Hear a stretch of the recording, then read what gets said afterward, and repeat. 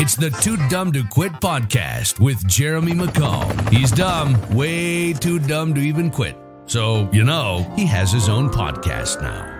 Hey friends, happy Friday and welcome to part 3 of this 4-part 2Dumb2Quit podcast as we dive a little deeper into the 4 agreements, an idea based on the book by Don Miguel Ruiz, which I recommend. It's a great and easy read and excited to have you guys back today. So yesterday's agreement was not taking anything personally. Not taking anything personally gives you immunity in the interaction that you have with other people. Today, the 3rd agreement is don't make assumptions. Not making assumptions gives you the immunity in the interaction that you have with yourself, with your voice of knowledge, or what we would just call thinking. Assumptions are nothing more than lies that we're telling ourselves. This creates big drama for no reason, because as an assumption, we really don't know if something is true or not. We think too much, and thinking leads to assumptions. And just thinking, and think about this too, like just thinking what if can create huge drama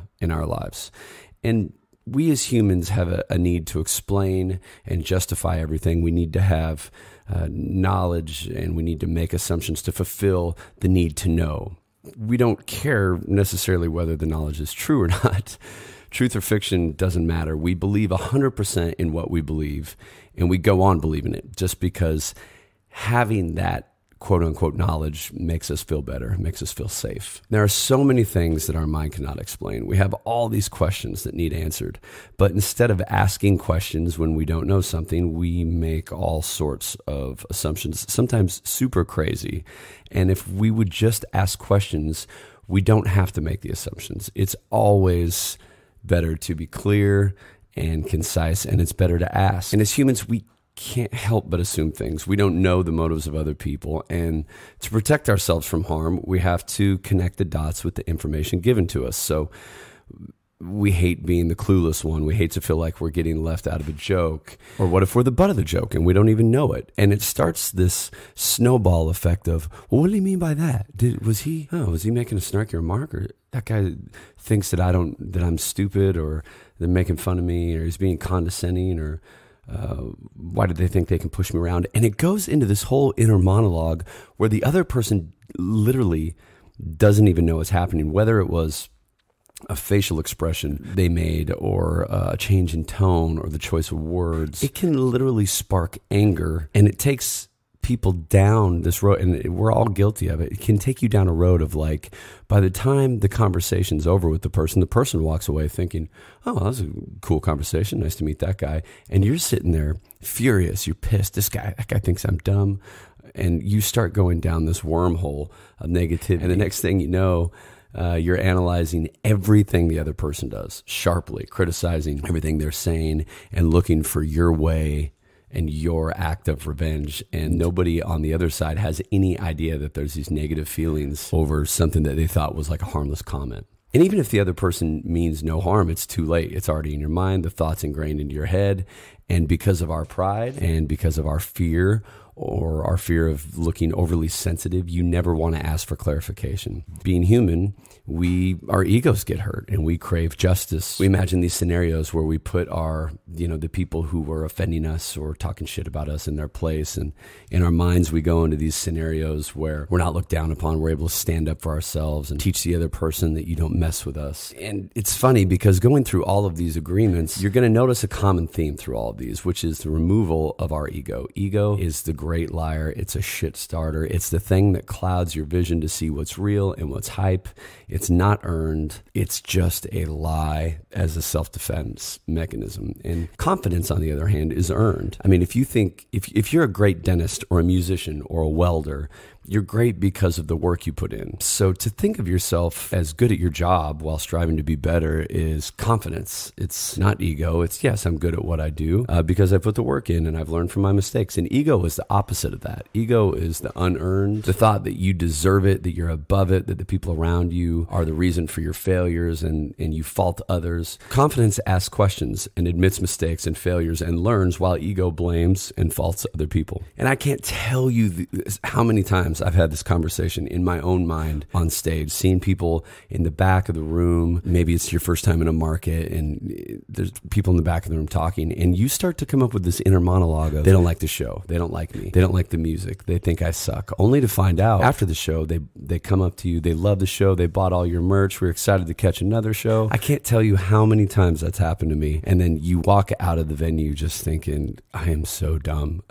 Because you go through this whole scenario in your brain that wasn't even real. You're assuming that it's 100% real. How many times do we catch ourselves falling into this in our minds, making up a scenario, acting it out based off of nothing more than assumptions of what somebody said or what you think they're saying? And when we feel hurt or angry about a comment about something that somebody said to you, what do? And the real way to get rid of the assumptions is you should ask for clarification, being direct, asking for an explanation. What did you mean by that? You know, somebody says something that you're going to stew on later. It's easier to sit there and just go, hey man, can you clarify that for me? And while it might look aggressive, and it feels, especially in the beginning of practicing this, it feels very aggressive.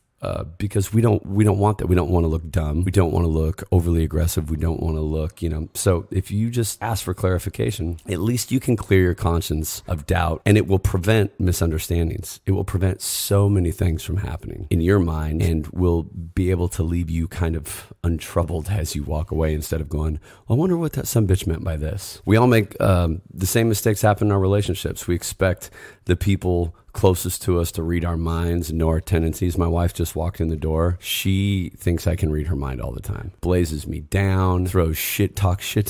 She's rolling her eyes. This leads to so many misconceptions and fights that could have been totally avoided if we just avoided making assumptions. We've learned this terrible habit of thinking that asking too many questions means you're dumb or you're slow, where we would rather just shut up and assume and look like we understand rather than actually understanding. Asking questions is like a torch, like having a flashlight in a dark cave. It gives you a sense of direction. It leads you out of the darkness, and it keeps everyone else out of the dark as well. Asking questions gets everybody on the same page, because we're all living off of assumptions. But it doesn't all come from ego. We also make assumptions because of how hard on ourselves we are. We are all insecure. We're all too self-centered. We're all hard on ourselves and believe that everyone else sees us as we see ourselves. We believe we have to put a mask on and put forward the version of ourselves that people might want or expect to see from us, instead of just being unapologetically us, which is such a freeing thing once you get to the point of saying, you know what, I'm just going to be me. I'm just going to be exactly who I am around these people. And if anybody has an issue with it, that's on them, because we're all our own worst critics. We're there for every one of our failures, for every moment we're weak, when we felt like we acted cowardly, we made a fool out of ourselves. We know what hurts us the most, and we know how deeply flawed we are as people, and we know that we're lying to ourselves pretty much on a daily basis. And knowing all this, how hard is it not to judge and criticize yourself? And that's really where we all need to practice a little more compassion for ourselves and for others. We're all suffering through life in one way or another. We're all going through difficult things and put on brave faces and masks, even when we feel like, life is not worth living. You look at, the memes and the quotes that came out about Robin Williams after his suicide, a guy that every time you saw him was smiling and jumping and laughing. These faces that we all put on to be brave and to go out and present ourselves in a certain way. And to remember that we're all deserving of love. You are, I am, the next person. We're all valuable, even with our imperfections, and so is the next person. And we're all deserving of forgiveness, and so is the next person. So there's something each of us have, which is guilt. Making choices to recognize it and talk ourselves through how we're feeling and practice not making assumptions, we can continue to grow and enjoy less bullshit in our lives, less stress, less worry, less drama based on nothing more than bad assumptions, just by asking questions. Try to look at it in your life. Instead of assuming your boss doesn't trust you because you gave extra work or an assignment to a colleague, why not ask why you weren't considered? Hey, how come I didn't get a chance at that? And maybe it's because they have something bigger planned for you. Instead of taking what your husband or wife said and running it through your head and then letting it piss you off, why not take a breath and ask what they meant by that, what they said? And if you start today by asking more questions to be clear, to make sure we're not assuming things, and to try to recognize when we're having these negative self-talks and these negative assumptions, and beginning to practice and self-control it, and even more than just self-correcting is giving yourself the respect of cutting yourself a little bit of slack. You are not your mistakes. You are not your fears and failures. You are no more flawed than any of the rest of us, and you deserve to give yourself a break. We're all going to fail at this one. This one is tough to implement because it's so ingrained in us. It's something we've all done our entire lives.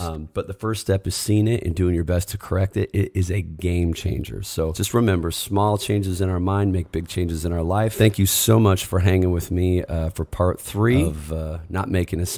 Tomorrow I'll be uploading the 4th and final agreement in the series, and we'll go a little deeper into the practices and putting them all together of bringing yourself a more stress-free and happy life. If you're enjoying this, make sure you share it with a couple of friends. And thanks for listening to the 2Dumb2Quit podcast. Happy Friday, and I'll chat with you guys tomorrow.